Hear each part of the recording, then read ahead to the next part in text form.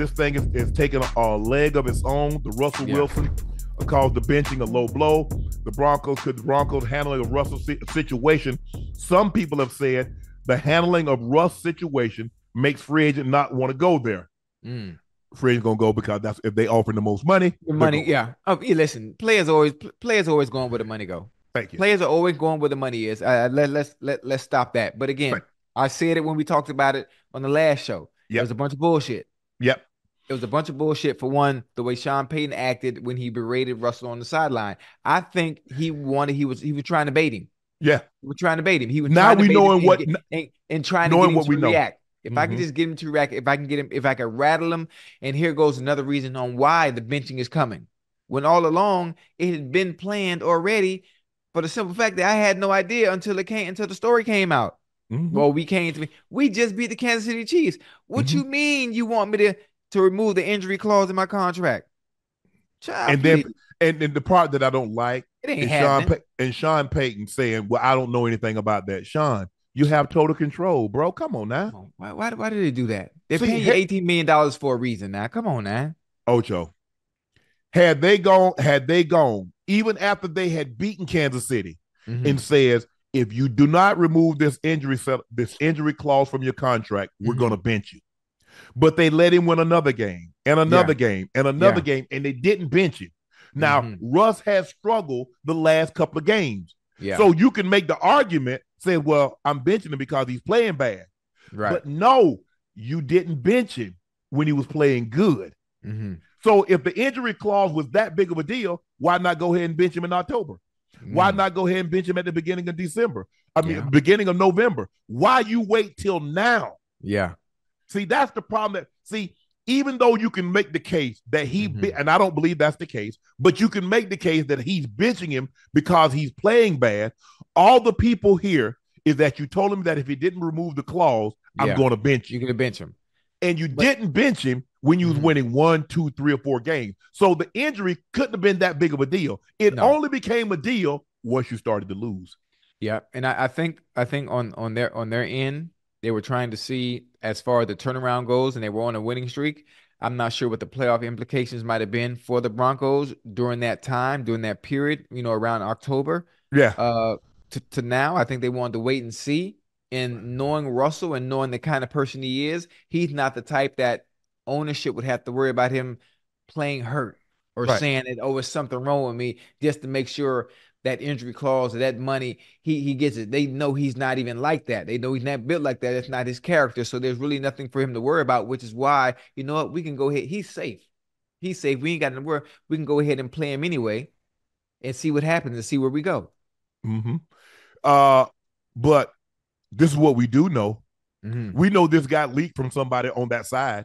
The Broncos they always do that. They do that on purpose. Because first of all, Ocho, the Broncos are not going to leak this because this makes them look terrible. Right. Makes them look awful. Right. So and my thing is, look, Sean, I don't believe Sean ever liked Russ. I don't believe it. Look, it's not his quarterback. Right. It's not his quarterback. He wasn't there when he came there. Ownership as well. Right. They didn't bring Russ in. They didn't do the deal. But they were in the process. They could have held up on giving Russ this contract. Russ had another year on his contract. The reason why Russ left Seattle is because Pete weren't going to do this deal. Right. And so his agent started leaking, I'll go to Chicago, I'll go to these places, I'll go to that places. And then when they asked Russ, that wasn't true. Right. All the while, that was true. Now, Seattle's not going to do the deal. Okay, where can we go and extrapolate as much draft capital as we can? 2 first rounders, a second rounder, third rounder, players, the Broncos. Because the Broncos all of a sudden were starting to get desperate. They hadn't been to the playoffs since they last won the Super Bowl 2015, the beginning of 20. Right. So now they're starting to get desperate. We need a quarterback. We need a quarterback. And so they give this up for Russ. But in the process of doing this, I mean, he said things, Russ don't need to be kissing babies. You never told Drew that.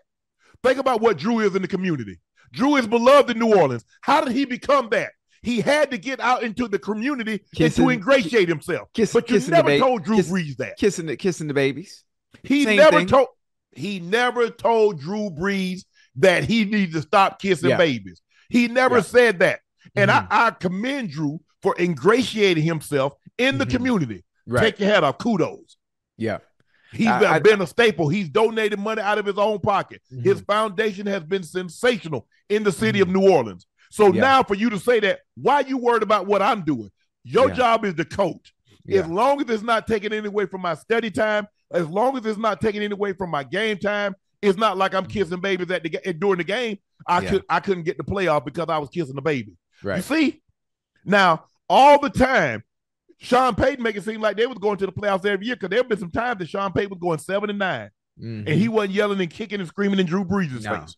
I think, I would hate to say it's personal, but I just think it almost seemed personal with the way he was acting.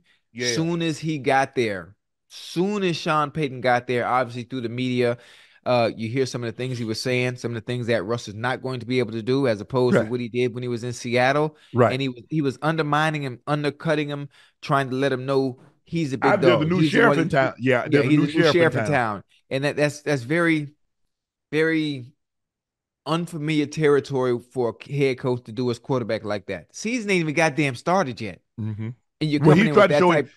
He's trying to come in, Ocho, and trying to say there's a new sheriff in town. I'm in control. Like in Captain Phillips. Yeah. When they took the boat over, and he said, "Captain Irish, look at me, look at me. I'm the captain now." Right. So now Sean Payton says, "You know what you had? Look, Russ, look at me. Right. I'm the captain now." Right.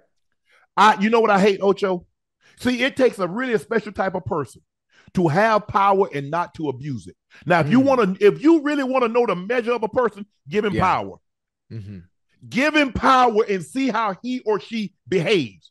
That and money. Yeah, see, here's the thing with money. See, money doesn't change you. Money makes you more of what you already are. If you a jerk, you become an asshole when you get money.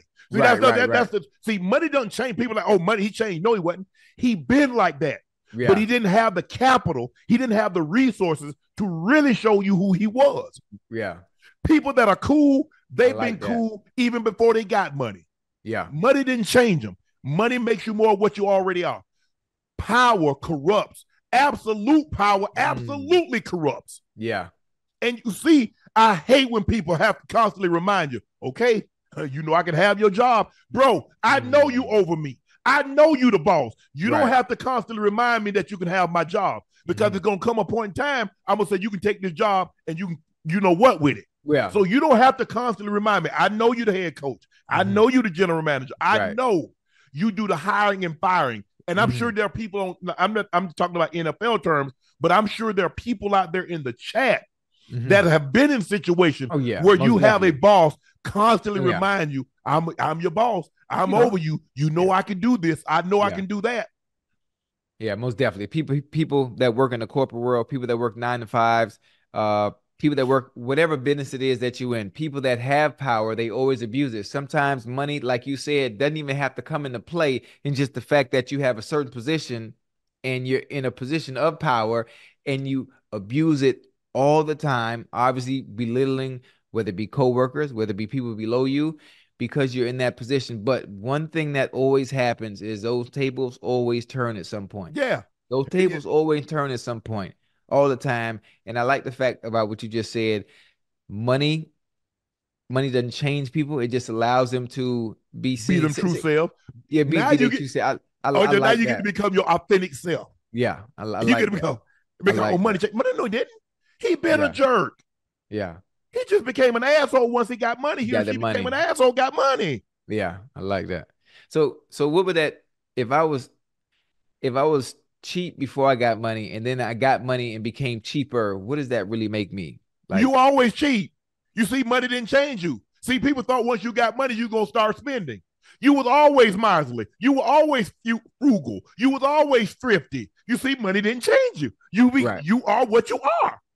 Money makes you more about what you already are. Okay. You see? All right.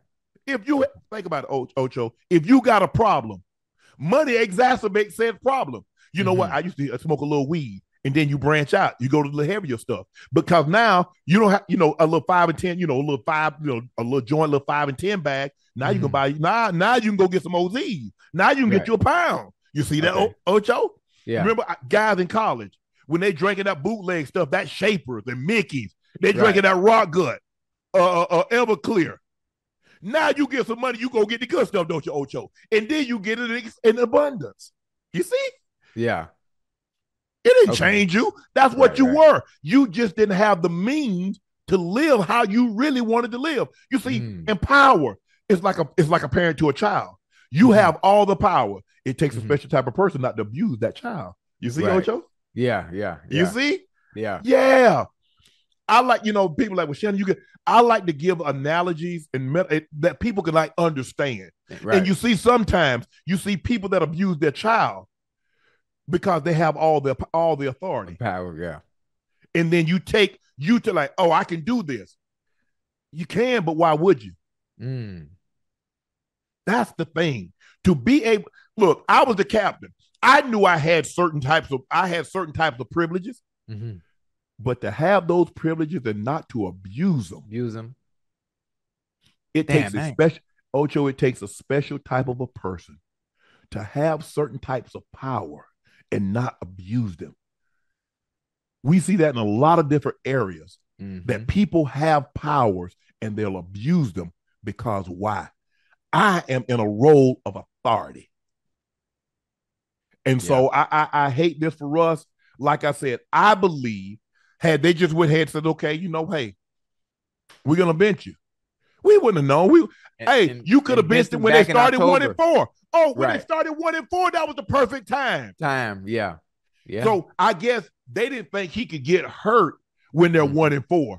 They start to win. They're like, well, okay, we got a chance. Now you start to lose again. Now this is the opportunity. So my thing, he said they came to after. Go back, look at the game. When did they beat Kansas City? He said they beat Kansas City. They go into the bye. They came to him, said if he doesn't do something about the clause in his contract, they're going to bench him. What was that? Was that November? It had to be.